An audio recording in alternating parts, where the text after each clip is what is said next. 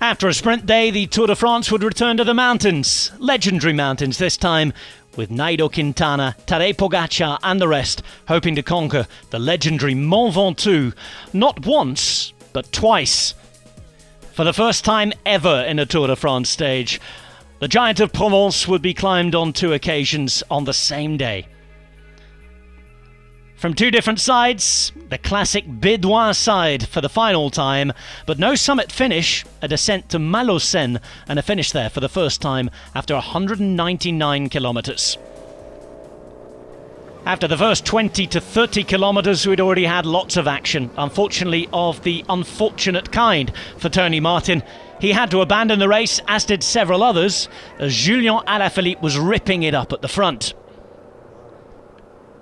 Groups of other riders tried to join him, Dan Martin and the rest in the day's breakaway.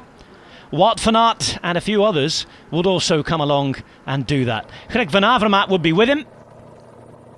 Bauke Mollema there too, as the Ineos Grenadiers went to work behind the mighty mountain, just about coming into sight for the first time. On the first of 2 ascents, the so-called easier side from Sault, 22 kilometres long, Julian Alaphilippe went over the top and took the maximum points in the King of the Mountains competition. Nairo Quintana still led that, but he'd already been dropped, as had David Gaudu, suffering in the heat. 10th on general classification, he would slip down. Onto the final ascent of Ventoux, and Kenny Elissonde attacked. One of 3 riders there for Trek Segafredo. Bauke Mollema left behind, Alaphilippe with him. Elissonde reached by Wout van Aert, but that 2 at the front wouldn't last long. The Belgian national champion, 24 hours after coming second in a bunch sprint, was leading a mountain stage. He was leading by 4.5 minutes with the yellow jersey group behind. Ben O'Connor beginning to suffer just days after his own Alpine show. Today's entertainment laid on by Wout van Aert. When Michał Kwiatkowski became the last domestique for Richard Carapaz to move off, the first attacks happened. The main one coming from Jonas Vingegaard in the white jersey, looking after it for Tadej Pogačar. The yellow jersey did react, but then showed the first sign of cracking. Stage 11 of the Tour, and a weakness maybe for the defending champion. The young Dane Vingegaard would extend the lead. He'd take 30 seconds over the top.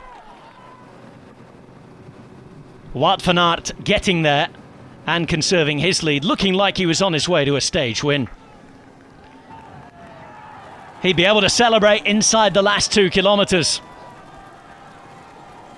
From cyclocross to classics to bunch sprints and now mighty mountain stages.